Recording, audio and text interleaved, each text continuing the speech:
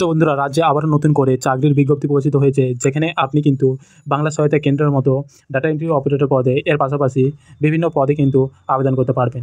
তো ইতিমধ্যেই এই ফর্ম ফিল আপ শুরু হয়েছে, যেখানে রাজ্যের প্রত্যেক জেলা থেকে যোগ্য এবং আগরিক প্রার্থীরা আবেদন করতে পারবেন। তো দেখে নিচ্ছি আজকে ভিডিওতে যে কোন কোন পদে নিয়োগ করা হচ্ছে, এর পাশাপাশি কত টাকা করে আবেদন ফি রয়েছে, শিক্ষাগত যোগ্যতা কী রয়েছে, আবেদনপত্র কোন অ্যাড্রেসে পাঠাতে হবে, A to Z এই ভিডিওর মাধ্যমে আপনারা জানতে পারবেন। তো সেই জন্য ভিডিওটি প্রথম থেকে শেষ অবধি অবশ্যই দেখবেন।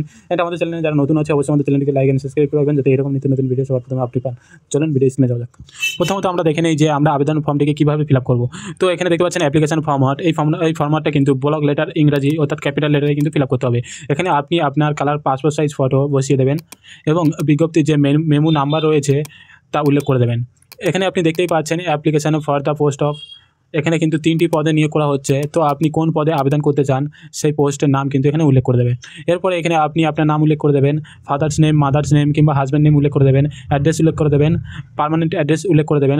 সমস্ত ফর্মটা কিন্তু আপনি ক্যাপিটাল লেটার ইউজ করবেন। এরপর ডেট অফ বার্থ উল্লেখ করে দেবেন, gender, nationality, residential proof, voter card অথবা আধার কার্ড যা রয়েছে সেটা কিন্তু আপনি তার নাম্বার কিন্তু এখানে উল্লেখ করে দেবেন। তারপরে রিলিজিয়ান আপনি উল্লেখ করে দেবেন, তারপরে ইমেল আইডি, ফোন নাম্বার উল্লেখ করে দেবেন।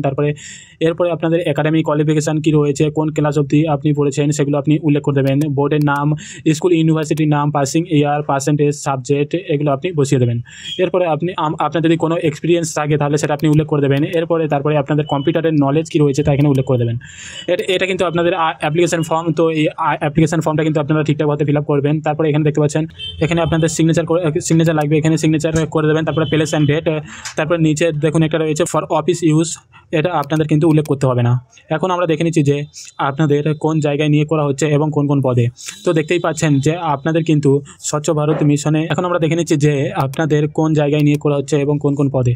তো দেখতেই পাচ্ছেন যে আপনাদের কিন্তু স্বচ্ছ ভারত মিশন গ্রামীণ যেটা রয়েছে এই প্রকল্পের আওতায় নিয়োগ করা হচ্ছে। প্রথমত রয়েছে ডিস্ট্রিক্ট কোঅর্ডিনেটর, যেখানে আপনাদের বয়স চাওয়া হয়েছে 30 থেকে 40 বছরের মধ্যে এবং আপনাদের শিক্ষাগত যোগ্যতা থাকতে হবে কিন্তু পোস্ট গ্র্যাজুয়েট, এবং যেখানে আপনাদের বেতন রয়েছে কিন্তু প্রতি মাসে 27,000 টাকা করে। এরপরে আরও একটি পদ রয়েছে অ্যাসিস্ট্যান্ট ডিস্ট্রিক্ট কোঅর্ডিনেটার্স, যেখানে আপনাদের বয়স থাকতে হবে 25 থেকে 35 বছরের মধ্যে। এর পাশাপাশি আপনাদের শিক্ষাগত যোগ্যতা থাকতে হবে কিন্তু ডিপ্লোমা করা থাকতে হবে, সিভিল ইঞ্জিনিয়ার, এবং বেতন রয়েছে কিন্তু 24,000 টাকা করে প্রতি মাসে।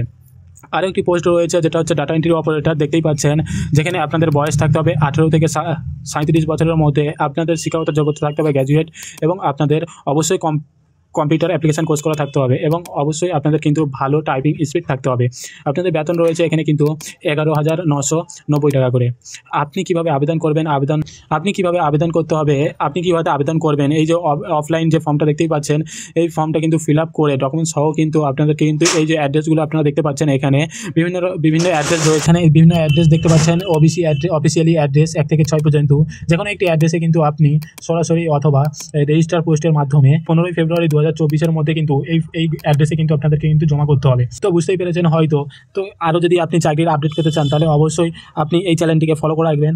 তো আজকে ভিডিওটা এই অবধি, এন্ড ভিডিওটা কেমন হয়েছে অবশ্যই আমাদের নিচে কমেন্ট বক্সে কমেন্ট করে জানাবেন। তো আজকে ভিডিওটা এই অবধি। Thank you for watching.